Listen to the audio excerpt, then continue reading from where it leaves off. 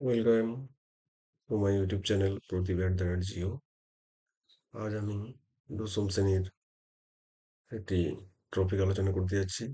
বিষয়টির নাম বহির্জাত প্রক্রিয়া। বহির্জাত প্রক্রিয়া এটা আলোচনা করার আগেই আমাদেরকে জানতে হবে ভূমিরূপ কি জিনিস। ভূপৃষ্ঠের বাইরের যে রূপ বা চেহারা সেটাকে আমরা ভূমিরূপ বলি। এই ভূমিরূপের উপর দুই ধরনের প্রক্রিয়া কাজ করে। কিছু প্রক্রিয়া পার্থিব, কিছু প্রক্রিয়া মহাজাগতিক। পার্থিব যে প্রক্রিয়া সেগুলিকে দুটি ভাগে ভাগ করা হয়: বহির্জাত প্রক্রিয়া এবং অন্তর্জাত প্রক্রিয়া। অর্থাৎ ভূপৃষ্ঠের অভ্যন্তরে যেগুলি ক্রিয়াশীল থাকে সেগুলিকে অন্তর্জাত প্রক্রিয়া বলে। ভূপৃষ্ঠের বাইরে যে প্রক্রিয়াগুলি ক্রিয়াশীল থাকে তাদেরকে আমরা বহির্জাত প্রক্রিয়া বলবো। এই বহির্জাত প্রক্রিয়া নিয়ে আজ বিস্তারিত আলোচনা করব। ভূপৃষ্ঠের বাইরে যে শক্তিগুলি ক্রিয়াশীল রয়েছে সেগুলি দুটো টাইপ: স্থিতিশীল এবং গতিশীল। সেটা আমি পরে আলোচনা আসছি। স্থিতিশীল এবং গতিশীল যে প্রাকৃতিক শক্তিগুলি রয়েছে সেগুলি দীর্ঘকাল ধরে যে প্রক্রিয়ায় ভূমিরূপের পরিবর্তন ঘটায়, ভাস্কর্য সৃষ্টি করে এবং তাদের মধ্যে একটা ব্যালেন্স বা সমতা এনে সাধারণ তল গঠন করে তাকে বহির্জাত প্রক্রিয়া বলে। অর্থাৎ কিছু প্রক্রিয়া ক্ষয় করে, কিছু প্রক্রিয়া সঞ্চয় করে। ক্ষয় ও সঞ্চয়ের মাধ্যমে একটি সাধারণ তল গঠিত হয়। দিয়ে বহির্জাত যে প্রক্রিয়াগুলি সেগুলি তাদের কাজকর্ম চালিয়ে যায় এবং এই প্রক্রিয়াটি প্রতিনিয়ত ঘটে থাকে। বহির্জাত প্রক্রিয়ার বৈশিষ্ট্য: ১ নম্বরে দেওয়া আছে স্থান। বহির্জাত প্রক্রিয়াটা কোথায় হয়? সেটা ভূপৃষ্ঠের বাইরে সংঘটিত হয়। শক্তি: বহির্জাত প্রক্রিয়ার যে শক্তিগুলি, বহির্জাত যে প্রক্রিয়াগুলি তারা শক্তি পায় সূর্যরশ্মি থেকে। তাছাড়া আমরা জানি যে সূর্য সমস্ত শক্তির উৎস।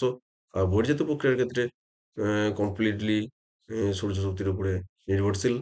আ গতি: বহির্জাত প্রক্রিয়াটি খুব ধীর গতিতে হয়, যেটা আমরা ইন্দ্রগ্রাহ্য করতে পারি না। তবে দীর্ঘদিন পরে আমরা সেটা অনুভব বুঝতে পারি। উচ্চতা: ভূপৃষ্ঠের উচ্চভূমির উচ্চতা কমে এবং নিম্নভূমির উচ্চতা বাড়ে। সাধারণ তল: বহির্জাত প্রক্রিয়ার দ্বারা উচ্চভূমির উচ্চতা কমে এবং নিম্নভূমির উচ্চতা বাড়ে দিয়ে একটি সাধারণ তল গঠন করে। বহির্জাত প্রক্রিয়ার যে মাধ্যম, যেটা সংজ্ঞাতে দেয়া ছিল যে গতিশীল কতগুলি প্রাকৃতিক শক্তি আর কতগুলি স্থিতিশীল প্রাকৃতিক শক্তি যেগুলো আমাদের ভূমিরূপের পরিবর্তন ঘটায়। স্থিতিশীল প্রাকৃতিক শক্তি কোনগুলো? যেগুলো স্থির থেকে আমাদের বহির্জাত প্রক্রিয়াগুলিকে প্রভাব বিস্তার করে। যেমন বায়ুর উষ্ণতা, বায়ুর চাপ, আ শিশির, কুয়াশা এই ধরনের যে শক্তিগুলো সেগুলো স্থিতিশীল থেকে বহির্জাত যে প্রক্রিয়াগুলি ই বহির্জাত যে প্রক্রিয়া সেটাকে প্রভাবিত করে। গতিশীল প্রাকৃতিক শক্তি, সেখানে আমার বায়ু প্রবাহ আছে, নদীর যে জলপ্রবাহ আছে, হিমবাহের যে প্রবাহ আছে, সমুদ্রের তরঙ্গ আছে। এই সমস্ত যে শক্তিগুলি সেগুলো হচ্ছে গতিশীল প্রাকৃতিক শক্তি।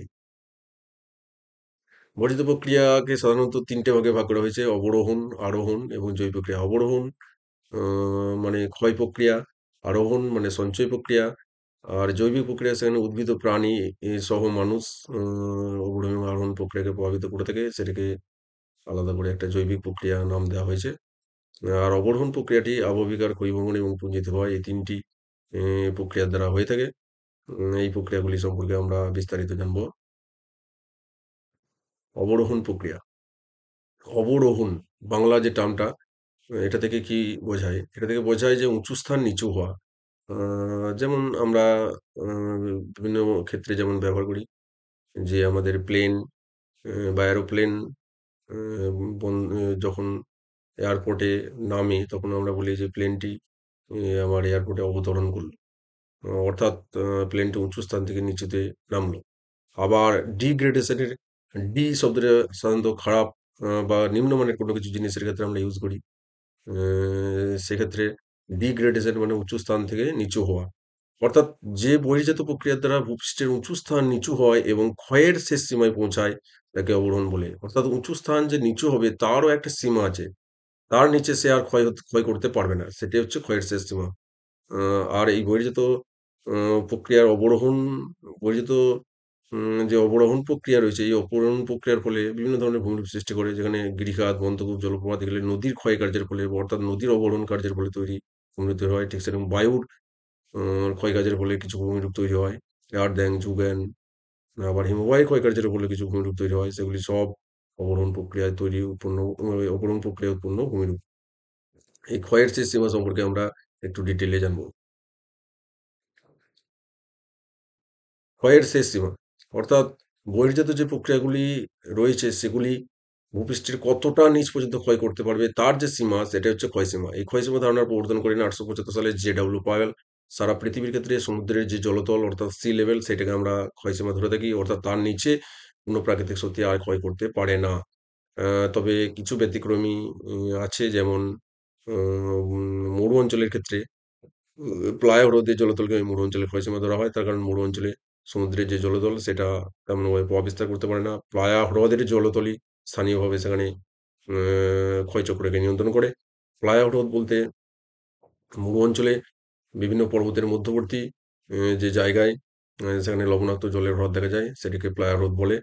যেটা বায়ুর যে কাজ সেখানে ডিটেলে তোমরা জানবে। এই ক্ষয়সীমা সাধারণত কোথায় লক্ষ্য করা যায়? যে জায়গায় আমরা সমুদ্র দেখতে পাবো সেখানেই আমাদের কি হয়? উম আমরা ক্ষয়সীমা লক্ষ্য করব। আমাদের পশ্চিমবঙ্গের মধ্যে পূর্ব মেদিনীপুরে বিশেষ করে দীঘা, উম আ যে দীঘা রয়েছে। তাই সেখানে আমরা আ ক্ষয়সীমা লক্ষ্য করতে পাই। এরপর এইটাই এই অবরোহণ প্রক্রিয়া ৩ টি পদ্ধতিতে কাজ করে। আবহবিকার, পুঞ্জিত ক্ষয় এবং ক্ষয়বহন। এগুলি সম্পর্কে আ জানবো আমরা। আবহবিকার অর্থাৎ আবহাওয়ার বিভিন্ন উপাদানের দ্বারা শিলা চূর্ণ-বিচূর্ণ হবে এবং বিয়োজিত হবে এবং স্বস্থানে পড়ে থাকবে। একে আবহবিকার বলা হয়। অর্থাৎ আবহবিকারের ক্ষেত্রে কয়েকটা জিনিস অ্যা খুব গুরুত্বপূর্ণভাবে মনে রাখতে হবে। সেটা হচ্ছে কি? আবহাওয়ার বিভিন্ন উপাদানের দ্বারা শিলা আ চূর্ণ-বিচূর্ণ হবে এবং বিয়োজিত হবে। অর্থাৎ চূর্ণ-বিচূর্ণ মানে যান্ত্রিকভাবে চূর্ণ-বিচূর্ণ হবে। রাসায়নিকভাবে বিয়োজিত হবে মানে তার মধ্যে রাসায়নিক পরিবর্তন ঘটবে। অর্থাৎ আবহবিকারের যে ২ টি মূল ধরন সেটা উল্লেখ থাকবে সংজ্ঞার মধ্যে। আর কি? এ বিভিন্ন ধরনের যে ক্ষয়জাত বস্তু সেগুলি স্বস্থানে পড়ে থাকবে। অর্থাৎ তার মধ্যে তার কোনো স্থান পরিবর্তন হবে না। স্থান পরিবর্তন হয়ে গেলে তখন তাকে আমরা ক্ষয়বহন বলব। আর আবহবিকার বলব না। আবহবিকার সাধারণত যান্ত্রিক, রাসায়নিক এবং জৈবিক এই ৩ টে পদ্ধতিতে হয়ে থাকে। আবার জৈবিক পদ্ধতিটাকেও আবার জৈব যান্ত্রিক, জৈব রাসায়নিক এই ২ টি ভাগে ভাগ করা হয়। এখানে যে ডায়াগ্রামটা দেয়া হয়েছে সেটা যান্ত্রিক আবহবিকারের একটা প্রক্রিয়া। সেই যান্ত্রিক আবহবিকারের প্রক্রিয়ার দ্বারা বিভিন্ন শিলাচূর্ণ তৈরি হয়। এই শিলাচূর্ণগুলোর মধ্যে কোনো স্থান পরিবর্তন হয়নি। তাই এটা আবহবিকারের একটি প্রসেস বা প্রক্রিয়া। এরপর আসবো পুঞ্জিত ক্ষয়। পুঞ্জিত ক্ষয় বা পুঞ্জ ক্ষয় এ এটার ইংলিশ টার্মটা হচ্ছে মাস ওয়াস্টিং। পাহাড়ের উপরের দিকে যে সমস্ত ক্ষয়জাত পদার্থগুলো তৈরি হয়, সেগুলো যখন পাহাড়ের ঢাল বরাবর অভিকর্ষের টানে উপর থেকে নিচে দ্রুত অথবা ধীরে, ধীরে নেমে আসে দ্রুত অথবা ধীরে, ধীরে নিচে পুঞ্জের আকারে অর্থাৎ মাস একসাথে একাধিক বস্তুপিণ্ড নেমে আসে। তাই এটার নাম হচ্ছে মাস বাস্টিং বা পুঞ্জিত ক্ষয়। আর পুঞ্জিত ক্ষয়ের মূল যে চালিকা শক্তি সেটা হচ্ছে অভিকর্ষজ টান। এখানে জলের প্রভাব খুব কম। জলকে সাধারণত মাধ্যম হিসেবে স্বীকার করা হয় না। তবে হালকা পরিমাণে জল পুঞ্জিত ক্ষয় ঘটতে সাহায্য করে। কিন্তু জল মাধ্যম নয়। এখানে পুঞ্জিত ক্ষয়ের মূল যে চালিকা শক্তি সেটা হচ্ছে অভিকর্ষজ টান। ডায়াগ্রামে তোমরা লক্ষ্য করতে পারছ যে বিভিন্ন ধরনের বস্তুপুঞ্জ একটা, একটা করে আলাদা করে আসছে না। সব একসাথে দলা বেঁধে পুঞ্জের আকারে নামছে এবং আলো বরাবর অভিকর্ষজ বলের কারণে নামছে। সেজন্য এটা পুঞ্জিত হয়। এবার আসছি ক্ষয়ীভবন।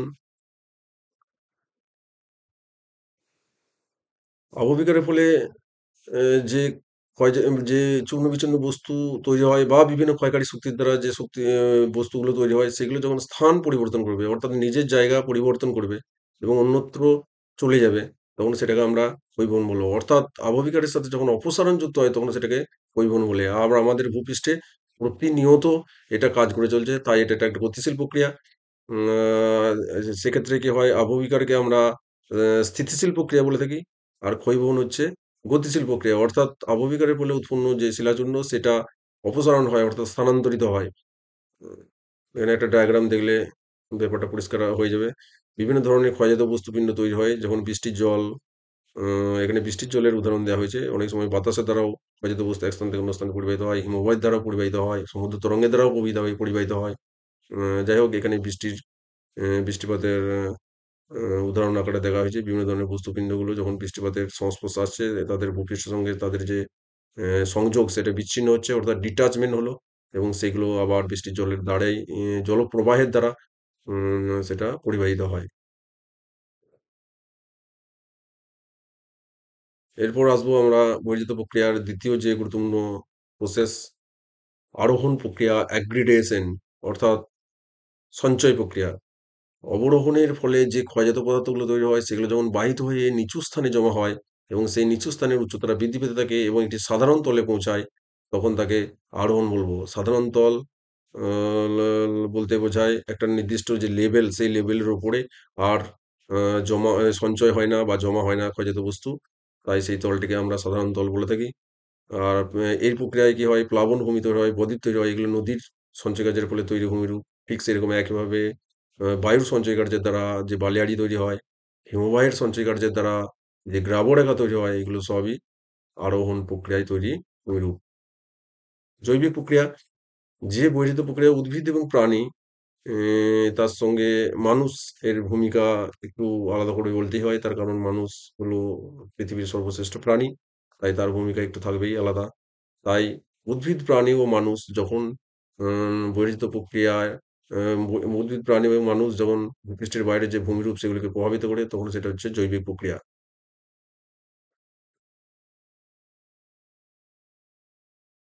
পর্যায়ন, অবরোহণ হয়, আরোহণ হয়। এই দুটো প্রক্রিয়ার সম্মিলিত যে ফল সেটাই হচ্ছে পর্যায়ন। আর পর্যায়ন শব্দটি বাংলা পর্যায় থেকে এসছে। যেটার বাংলা যেটার ইংরেজি অর্থ, ইংরেজি গ্রেড শব্দ থেকে এসছে। এই গ্রেড শব্দটি প্রথম ব্যবহার করেন গিলবার্ট। আর গ্রেড বা পর্যায় শব্দটি প্রথম ব্যবহার করেন জি.কে. গিলবার্ট।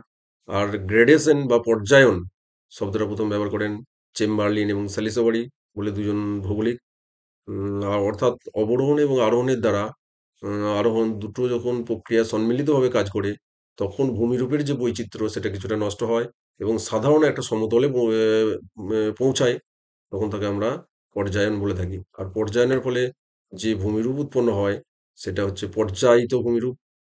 আ আর এই যে পর্যায়িত ভূমিরূপ তৈরি হয়, সেই পর্যায়িত ভূমিরূপের যদি উদাহরণ দেওয়া হয়, সেক্ষেত্রে সমপ্রায় ভূমি, পেডিমেন্ট, সমপ্রায় ভূমি, নদীর যে ক্ষয় এবং সঞ্চয় কাজ এবং সবশেষ যে আল্টিমেট শেষ যে রেজাল্ট, শেষ যে ফল সেটা হচ্ছে সমপ্রায় ভূমি তৈরি হয়। আ আবার বায়ুর যে ক্ষয় এবং সঞ্চয় কাজের শেষে যে সমভূমি তৈরি হয় তার নাম হচ্ছে পেডিমেন্ট।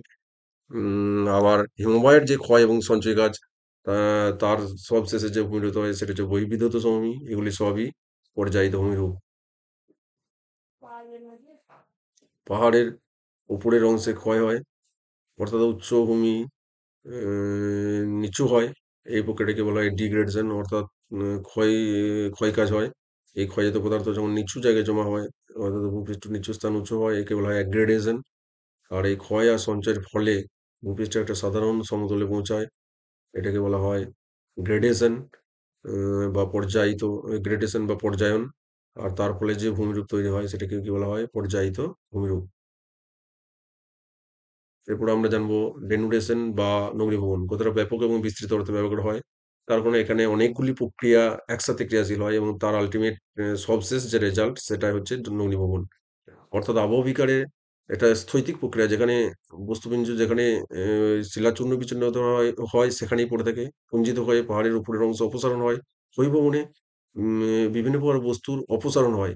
অর্থাৎ আবহবিকার পুঞ্জিত ক্ষয় এবং ক্ষয়ভবন ৩ টে প্রক্রিয়া যখন একসাথে ক্রিয়া করে, তখন ভূপৃষ্ঠের উপরের অংশের অপসারণ হয়। উপরের অংশের যখন অপসারণ হয়, তার ফলে নিচের যে অংশ সেটা ভূপৃষ্ঠে উন্মুক্ত হয়ে পড়ে। এই প্রক্রিয়াটাকেই নগ্নীভবন বলা হয়। নগ্নীভবন ইকুয়াল টু অববিকার প্লাস পুঞ্জিত ক্ষয় প্লাস ক্ষয়ভবন। এই ৩ টে প্রক্রিয়ার দ্বারা ভূপৃষ্ঠের উপরের অংশের অপসারণ হয় এবং নিচের অংশের উন্মোচন হয়। তাই এটার নাম নগ্নীভবন। এখানে আমরা একটা ডায়াগ্রাম দেখতে পাচ্ছি।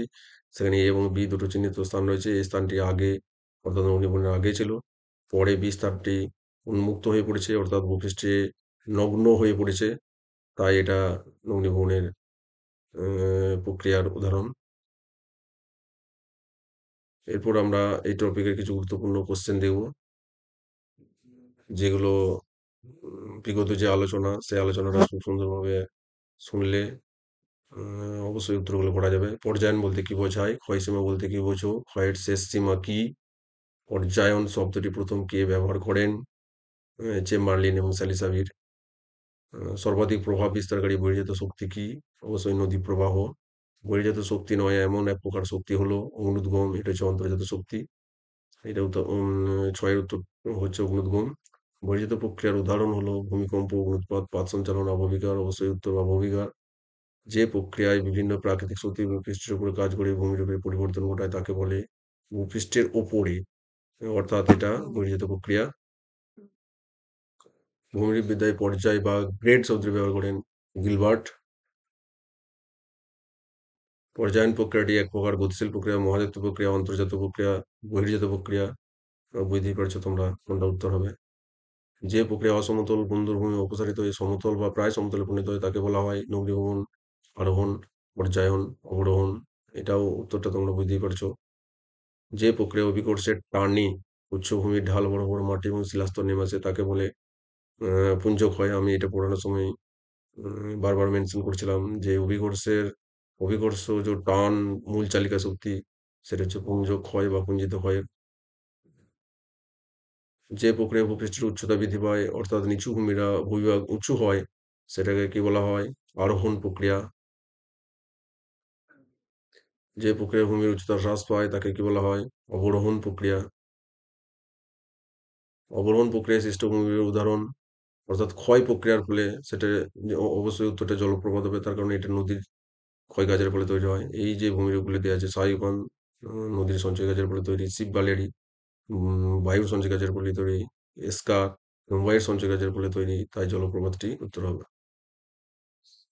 পরে আছে অবরোহণ আরোহণের সম্মিলিত রূপ, অবশ্যই এটা উত্তর পর্যায়ন। পরিবহন প্রক্রিয়াটি হলো মহাজাগতিক প্রক্রিয়া, গতিশীল প্রক্রিয়া, ধীর প্রক্রিয়া, স্থিতিশীল প্রক্রিয়া। অবশ্যই এটা গতিশীল প্রক্রিয়া। ১৮ নম্বর কোশ্চেন, প্লাবনভূমি হলো অবরোহণ পুঞ্জিত হয়, আরোহণ বহন প্রক্রিয়া। প্লাবনভূমি সঞ্চয় কাজের ফলে তৈরি হয়, তার মানে এটার উত্তর অবশ্যই আরোহণ প্রক্রিয়া হবে। পশ্চিমবঙ্গের কোন জেলায় শেষ ক্ষয়সীমা রয়েছে, অর্থাৎ পশ্চিমবঙ্গের কোথায় আমার সমুদ্র লেভেল পাওয়া যায়, সমুদ্রের জলতল পাওয়া যায়? শেষ ক্ষয়সীমা বলতে আমরা সমুদ্রের জলতলকে বুঝি। তাহলে পশ্চিমবঙ্গের আমরা দীঘাতে দেখতে পাই। তাহলে দীঘাটি পূর্ব মেদিনীপুর রাজ্যে অবস্থিত, পূর্ব মেদিনীপুর জেলায় অবস্থিত, তাই উত্তর পূর্ব মেদিনীপুর। বিভিন্ন ধরনের বহির্জাত শক্তি দ্বারা ভূমিভাগের সমতলীকরণ ঘটলে তাকে কি বলা হয়? তাকে পর্যায়ন বলে। আবহবিকার ও ক্ষয়কার্যের যৌথ কার্যের ফলে সৃষ্ট ভূমিভাগের পরিবর্তন করার প্রক্রিয়াটাকে বলা হয় কি? আবহবিকার এবং প্লাস ক্ষয়কার্য দুটো মিলিয়ে এটাকে বলা হয় নগ্নীভবন। পর্যায়ন প্রক্রিয়ার ফলে সৃষ্ট একটা ভূমি হলো বহির্বিদ্যুৎ সমভূমি। এটা অবশ্যই শুদ্ধ হবে, তার কারণ বহির্বিদ্যুৎ সমভূমিটি হিমবাহের ক্ষয় এবং সঞ্চয় কার্যের ফলে সবশেষে এই সমভূমিটি তৈরি হয়।